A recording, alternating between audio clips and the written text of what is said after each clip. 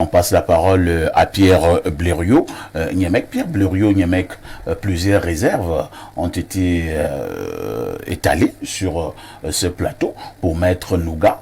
Il accuse le régime qui est à la manette pour démobiliser les Camerounais à aller s'inscrire sur les listes électorales. Monsieur Noah du MRC pense que Elekam, pour l'heure, a failli. Entre-temps, que faisons-nous? L'élection, c'est dans un an. Ok, parfait. Ici, moi, j'accuse Maurice Kamto et Cabral, Libi et Taïmano. C'est comme ça. Ndamjoya. Voilà les trois leaders que j'accuse. Je les accuse parce que leur niveau de mollesse me fait regretter les années où j'ai vu de vrais opposants. Je ne sais pas. En 2018, ils ont passé encore le temps à se chamailler de la sorte et Paul Biya et ses amis se sont encore imposés au pouvoir. De 2018 en 2024 aujourd'hui, ils sont dans les mêmes attitudes. C'est ces gens-là qui permettent à Paul Biya de se maintenir au pouvoir, les trois. Ah bon? Bien sûr. Quand Paul Biya était plus jeune, plus fort, avec des gens plus dangereux qu'Atangandi. Mais on a vu des opposants affronter Biya. On a vu des opposants obliger le régime à changer sa manière de faire. Aujourd'hui, nous avons des opposants mous. Ils sont si mous qu'on se dit qu'ils organisent ces jeux pour nous perdre du temps. Quelques-uns plus jeunes ont peur d'aller en prison. Kanto a fait 9 mois de prison. Mais qu'est-ce qu'on a à faire? Vous êtes là à pleurnicher. Les kits sont en panne. Si vous démontrez aux Camerounais que vous voulez vraiment faire tomber Biya, il y aura les kits. Et les Cam va marcher. Et les Cam, c'est qui? C'est le président. Est-ce que c'est le vrai dur que nous on a connu dans ce pays? Et les Cam va marcher parce qu'on va faire marcher les Cam. C'est ça le problème. La mollesse de l'opposition qui utilise plus son énergie à se combattre. Vous voyez, aujourd'hui on a Noah du MRC, on a Nouga du PCRN qui sont là. Ils sont incapables de vous dire que dès lundi, Cabral et Kamto vont faire un meeting commun pour demander aux Camerounais d'aller s'inscrire. C'est des gens qui travaillent pour Biya, les deux là. Ah bon? Oui! C'est-à-dire qu'ils lui donnent de l'énergie pour se maintenir au pouvoir. C'est ce qu'ils font. Ils nous perdent du temps, c'est des amis de Biya. Ils sont tous des amis de Biya. S'ils étaient de vrais opposants, ça ne se passerait pas comme ça. Vous pensez qu'on doit passer notre temps à nous dire que les cartes électorales, il y a plus, on a vu dans certains pays, des techniques pour enrôler les populations rurales dans les listes électorales. On est quand même le seul à contrôler le processus d'enrôlement. Est-ce que c'est normal? C'est des gens qui sont membres du RDPC. Vous allez au Conseil constitutionnel, vous trouvez que le président du Conseil constitutionnel, sa femme est députée RDPC. Donc il peut aller décider les choses au Conseil constitutionnel et dans la chambre il va dire quoi? Mais voilà. C'est sa femme qui est RDPC. La Bible dit l'homme et la femme deviendront une seule chair. Donc c'est la même personne. Ils sont chrétiens. Ils ne sont donc pas chrétiens, c'est leur problème. Voilà l'opposition. Une opposition molle. On s'en va se balader en France, on a dit aux gens, ils font ça les Camerounais. Il faut voir, c'est les amis de Biya. Tous là, ils font exprès pour nous perdre le temps. Et en 2025, ils vont encore donner le pouvoir à Biya. Et ça va continuer. Nous sommes en train de perdre cette année-là. Personne d'entre eux n'est devenu président. S'ils avaient véritablement l'envie de faire tomber Biya, ils diraient que quel que soit celui d'entre nous qui peut devenir président, pourvu que Biya tombe. Non, ils ne vont pas le faire. Ils vont nous faire perdre encore 7 années. Et j'aime vous dire que Biya est un chat, il a 7 vies. Donc ne croyez même pas qu'en 2032, il ne sera pas candidat. Je vous préviens déjà que même en 2032, Biya sera candidat. Donc, dans sa famille, on ne meurt pas vite. Il aura seulement 99 ans en 2032. Seulement. Donc préparez-vous. Non, vous nous perdez du temps. On ne voit pas cette cohésion que nous voyons les Ndamjoya à l'époque avoir pour pousser le pouvoir. Vous pensez que c'est vos paroles chaleureuses là qui bousculent le pouvoir? Et quand Atangandi vous envoie les messages qu'il a les serpents affamés, il a le moulinex, c'est parce qu'il a mesuré votre poids, il a vu que vous ne pesez pas. Merci. Merci Pierre Blériot, qui est sentencier et qui pense d'ailleurs, professeur Mathias Eric Ouanangimi, que certains leaders, en tout cas les plus représentatifs au Cameroun, nous perdent du temps et qu'ils feraient même le jeu du pouvoir en place de par leur mollesse. C'est excessif ou alors il ne faut pas prendre ça à la légère? Disons, c'est la manière dont M. Nyemek voit les choses. Moi, je les verrai autrement parce que je n'ai pas la même posture. Ce qu'il faut dire, c'est que la dynamique électorale s'inscrit toujours dans un rapport de force politique. Il n'y a pas de dynamique électorale sans rapport de force politique. C'est peut-être une autre manière de dire ce qu'il dit. Maintenant, est-ce que... manière savante de dire ce que j'ai dit, le petit Camerounais ne comprend pas ça. Il faut lui dire qu'il doit faire comme j'ai dit. Chacun a son registre. Non, vous parlez en gros intellectuel. Les Camerounais vont parler sanskrit. Je parle en professeur. Non, celui qui veut m'écouter comprendre. doit savoir que je suis un professeur. Je ne vais pas parler comme dans la rue, même si je peux le faire. Ça, c'est la première chose. Allons-y, professeur. Deuxième chose, il met aussi en lumière peut-être certaines limites des stratégies quand on fait face à un rapport de force défavorable. Il faut réorienter, réorganiser sa stratégie en fonction de ce qu'on a en face. Et ça implique nécessairement, s'ils veulent avancer, un partage et un échange entre eux pour savoir ce qu'il y a lieu de faire. Ça implique aussi qu'ils revisitent leur stratégie de pénétration de la société. Parce que rien ne dit que s'il y a un certain nombre d'inscrits, c'est parce que ces gens-là, eux, ils ont beaucoup d'argent. Non. C'est peut-être aussi fonction des stratégies politiques qui permettent de les inscrire. Donc en réalité, même si ces groupes font face à des contraintes, il y a aussi la manière dont ils s'organisent stratégiquement et la manière dont ils gèrent les différentes étapes qui conduisent de l'inscription sur les listes électorales jusqu'aux opérations électorales. C'est à eux de trouver les clés. Professeur, gardez le microphone sur ce plateau et même votre ami Chief Milasouti n'est pas loin de cette position. On accuse le régime d'être à la manœuvre pour que les gens ne puissent pas s'inscrire. C'est trop facile ou alors c'est pertinent? D'une certaine manière, c'est trop facile. C'est facile pour la simple raison que, comme je vous ai dit, c'est ça que j'appelais le rapport de force politique. Si on fait la politique en fonction d'un rapport de force politique, et si vous répétez simplement que le cours électoral est favorable au régime et que le régime semble le consacrer, ça veut dire qu'en fait vous vous contentez d'enregistrer la situation et vous vous préparez à nouveau à affronter des déconvenues électorales.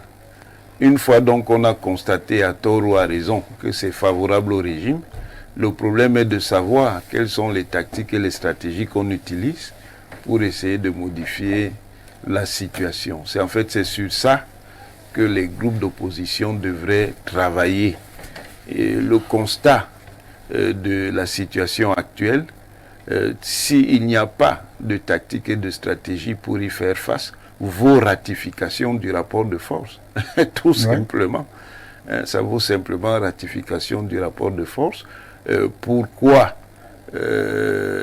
c'est la dimension que Tif Milasouti appelait machiavélienne de l'interaction politique. Pourquoi vous voulez donc que le régime, dans une configuration qui lui semble favorable, lui-même la modifie pour tomber dans une des configurations qui n'est pas favorable?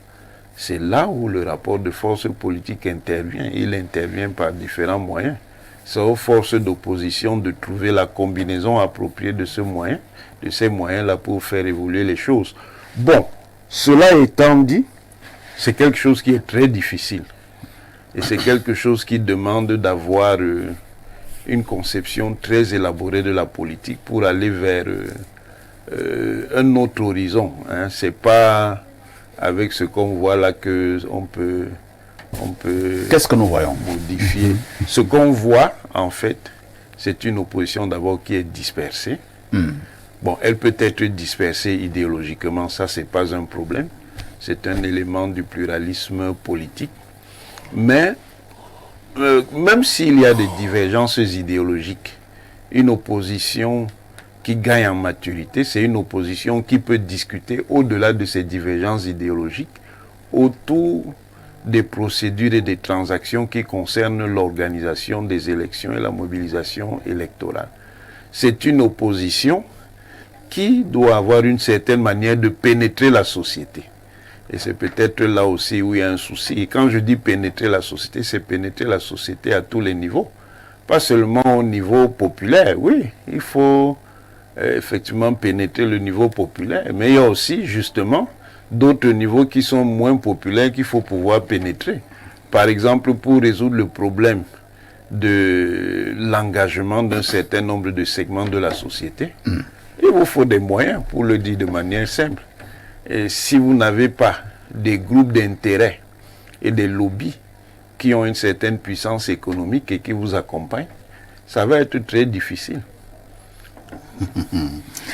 On va passer la parole à Maître Nouga. Maître Nouga, une inscription massive sur les listes électorales n'a-t-elle pas forcément un impact au niveau du contrôle du vote? Mais si, mais avant, oui. Il y a des questions qui ont été soulevées par le professeur. Par le professeur sur la question notamment des stratégies. Oui.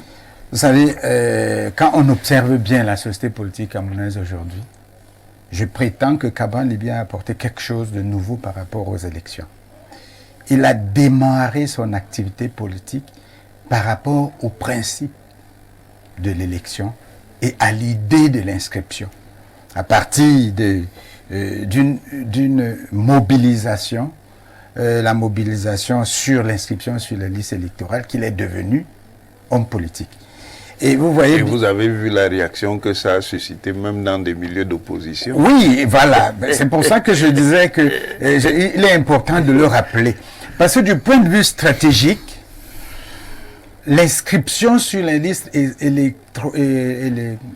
électorales se présente comme un élément fondamental. Et qui pour nous est un élément fondateur de notre activité politique.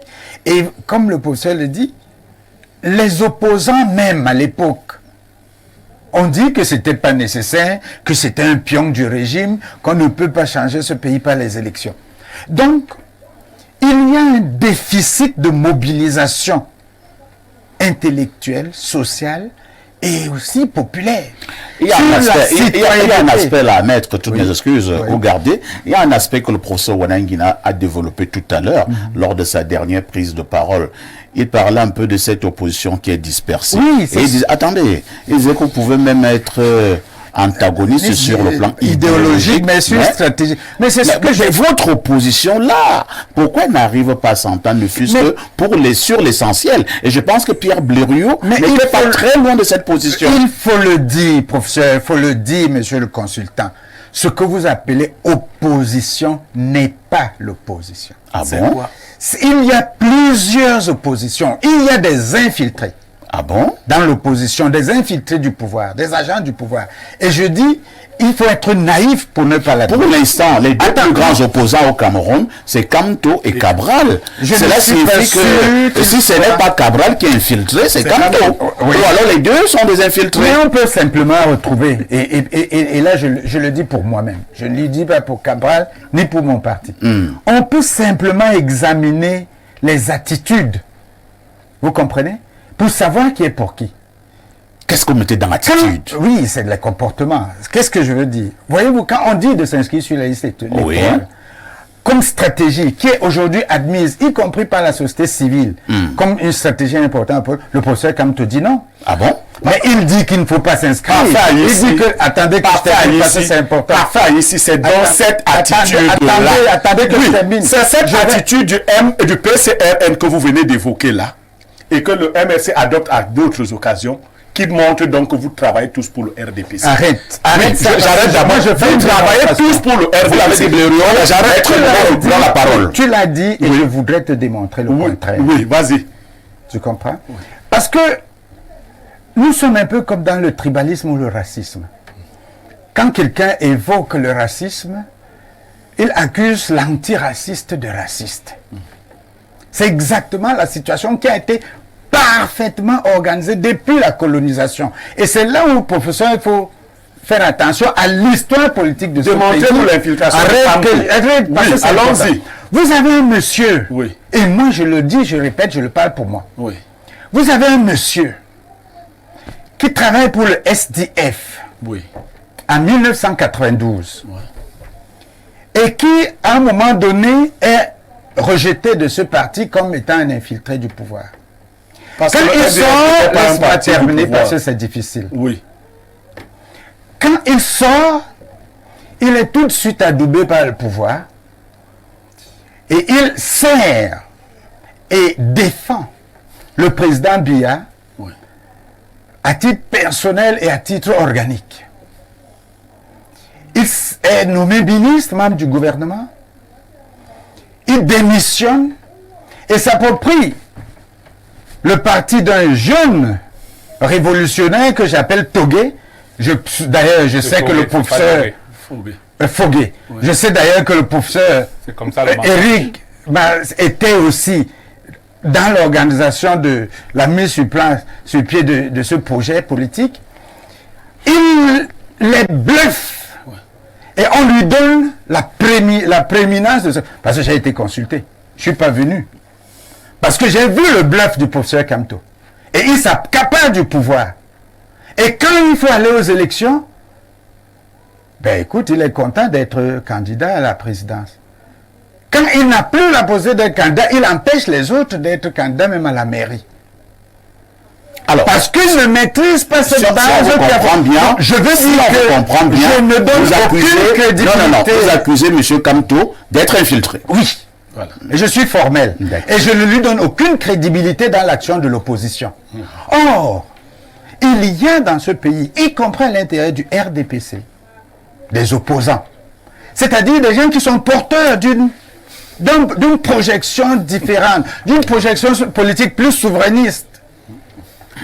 Et c'est de ceux-là dont nous nous revendiquons. Donc quand on nous met ensemble, quand vous nous mettez ensemble, n'oubliez pas que lorsque nous lançons l'idée de l'inscription massive sur les listes électorales comme une stratégie d'éviction du système actuel, parce que nous ne visons pas l'individu, on vise le système, on nous accuse d'être des agents du système. C'est compris. Et qui nous accuse le premier d'être des agents du système? Le professeur Kamto. Très Parmi bien. les premiers. Je termine sur ce point pour vous dire une chose. Et au Cameroun. C'est le MRC doit réagir. J'ai aimé quelque chose que j'ai entendu au Sénégal. Quand le président de la République commence à déconner, le citoyen sénégalais lui dit « On vous attend au vote ». Donc il faut que les Camerounais sachent que l'inscription massive sur les listes électorales et le vote, c'est l'arme fatale pour changer et sanctionner les gens qui nous embêtent là. Très bien. Donc il faut même comme je n'ai pas répondu finalement à la question qui m'a été posée. Ce n'est pas grave, d'une manière ou d'une autre, vous avez répondu. Vous avez même dit des choses un peu plus sérieuses.